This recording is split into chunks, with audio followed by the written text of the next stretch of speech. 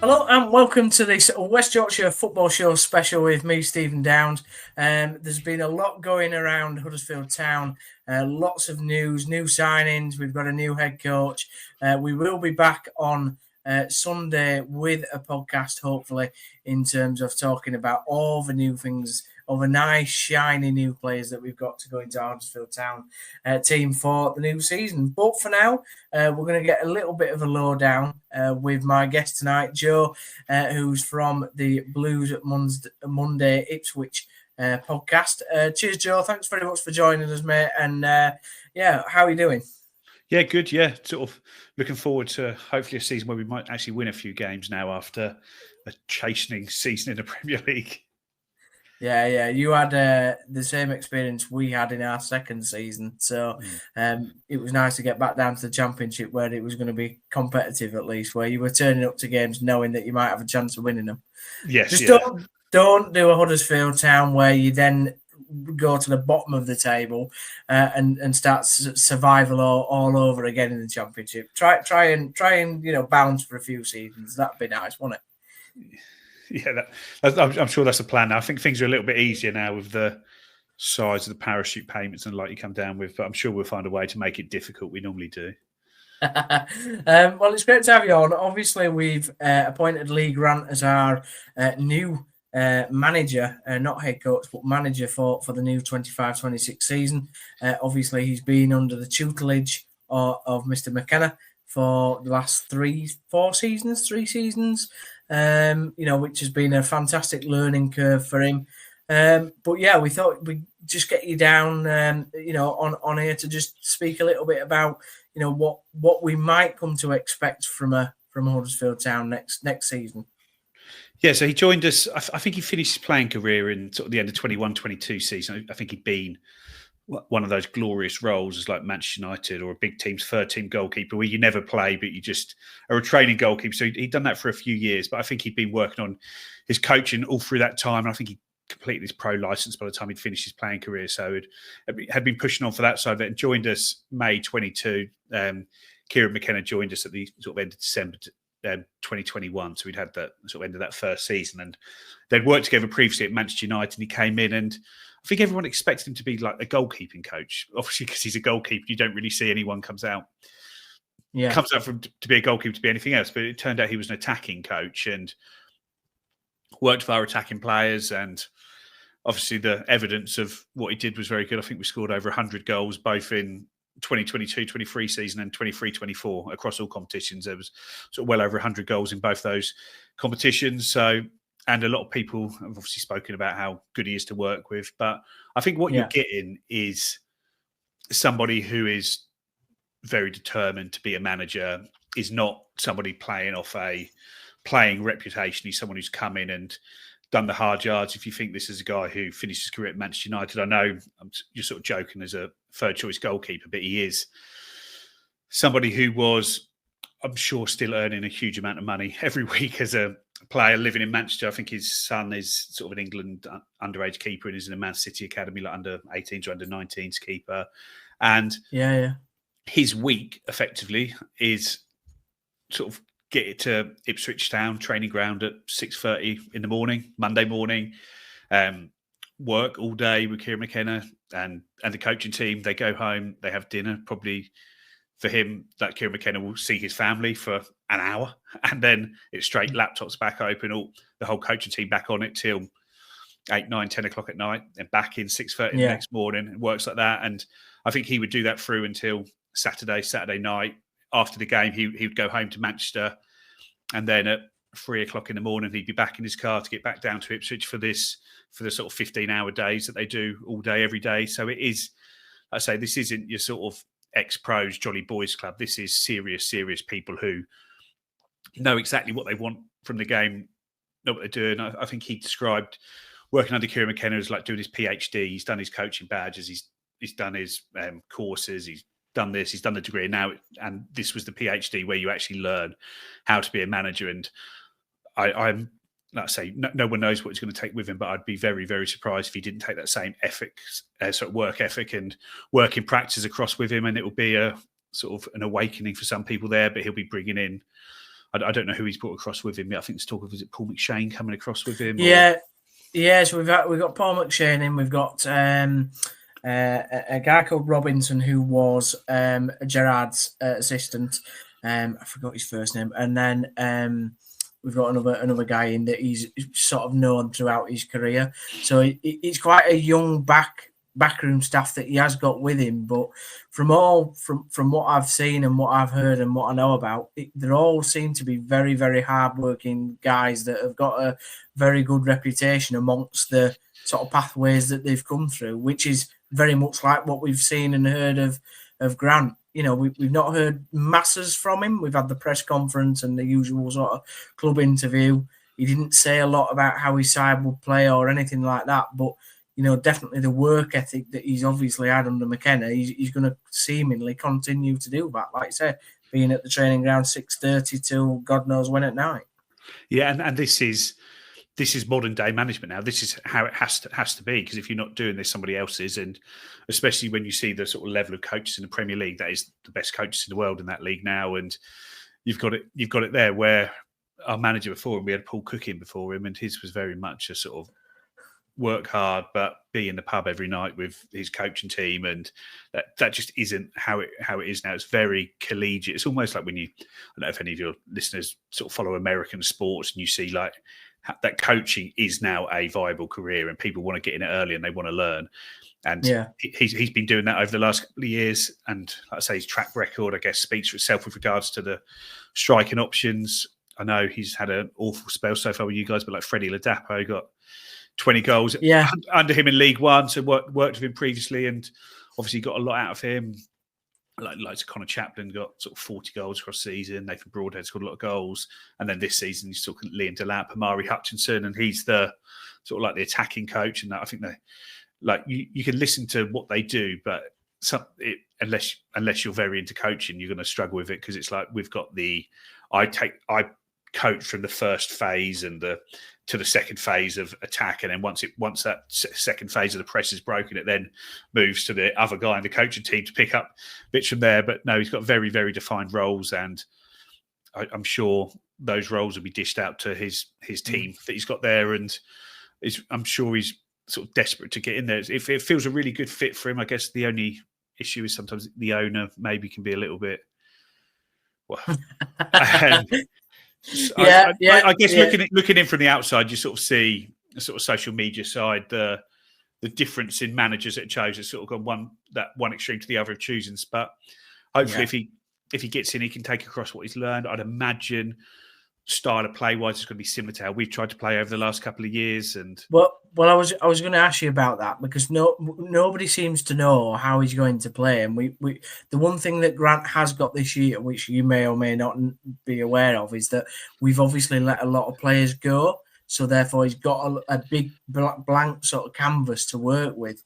So, you know, and even the questions in the press conference were, you know, well, what's your style? How are you going to play? He didn't really throw a lot of answers back. So we're all sort of assuming that he's going to play a lot like McKenna.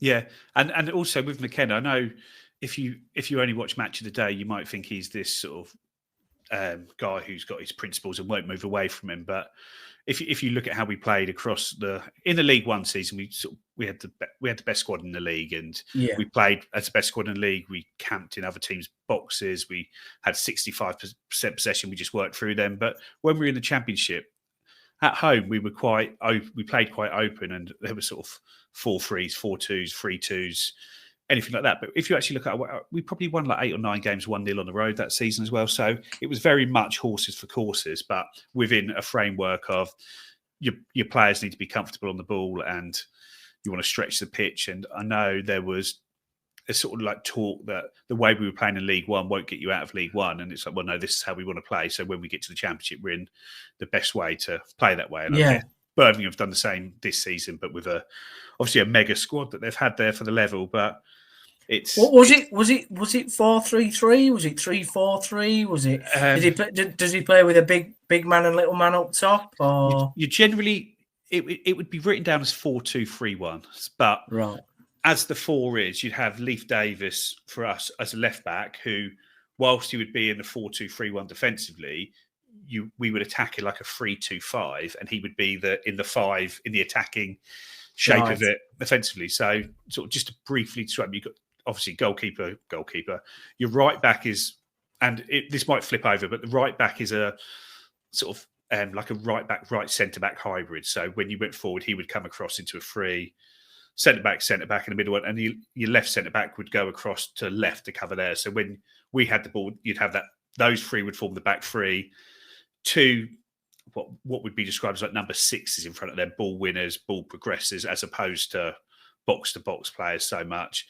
And then in front of those, on the right hand side, you've got a guy who'd be like Wes Burns for us, or like a right winger, but who would also come back and be a sort of right wing back, so very attacking on the right hand side. 2 number 10s, one which was where Marcus Harness would come onto him. His role would be sort of that left 10. So on the ball, he's sort of on the left. Yeah. When we had sort of without the ball, he'd be on the left, and when we had the ball, he'd sort of drift inside, and we'd have Leif Davis go past him. So effectively, that's how the set would be, sort of like 4-2-3-1 with sort of without the ball, 3-2-5 with the ball, but it was very much.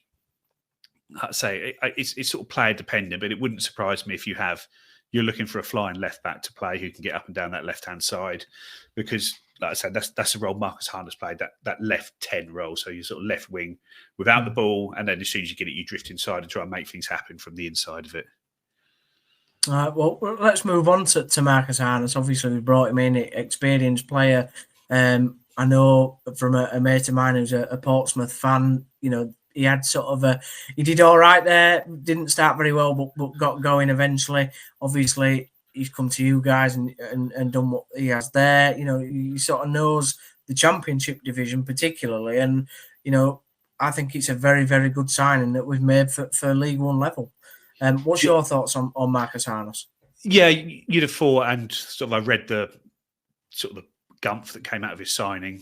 So I had a lot of interest from the Championship, and we beat off a lot of interest. And I'd imagine that must be true, because there's no way I think he needed to drop down to League One. I'm sure a 3-year deal at a club that's looking to sort of be upwardly mobile, working under a manager who he knows well, are big things with it. But ultimately, if he wanted to stay in the Championship, he'd have easily been able to do so. Yeah, so it's a really good signing on that side.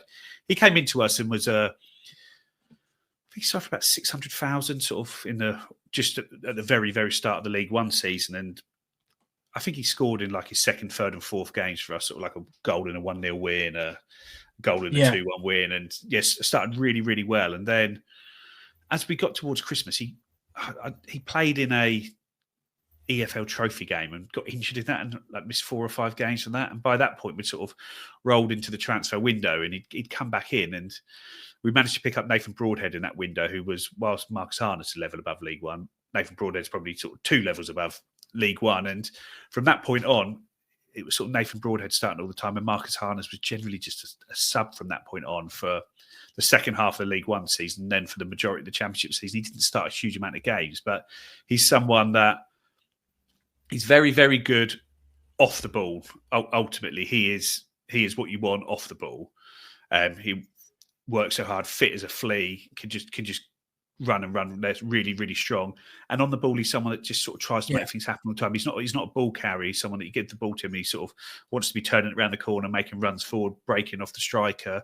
But I think he's going to be an excellent signing. And I guess it's also very important to have somebody in the squad who knows what the manager's wanting to do to try and get that over to the players as well, and sort of having one of his trusted players in there. But yeah, ultimately we had the sort of financial power to pull in somebody that just moved him out of the team and moved us forward as a club. And from that point on, he was really sort of struggling for starts from that point onwards. So I think even by the end of the Championship season, he was struggling I don't think he was in the matchday squad even for the last 2 or 3 games of the season, despite being fit. So his time here had run its course. He was at Derby all last season. I think he was sort of keeping track of it. He was sort of in and out of the side, start, sub until John Eustace came in. And under John Eustace, I think he started nearly every game under John Eustace till the end of the season. So had that good run of starts under a manager who did a really good job there to turn Derby round and keep them up there. So yeah, he's one. Like I say, he'll score you some goals. He'll work hard.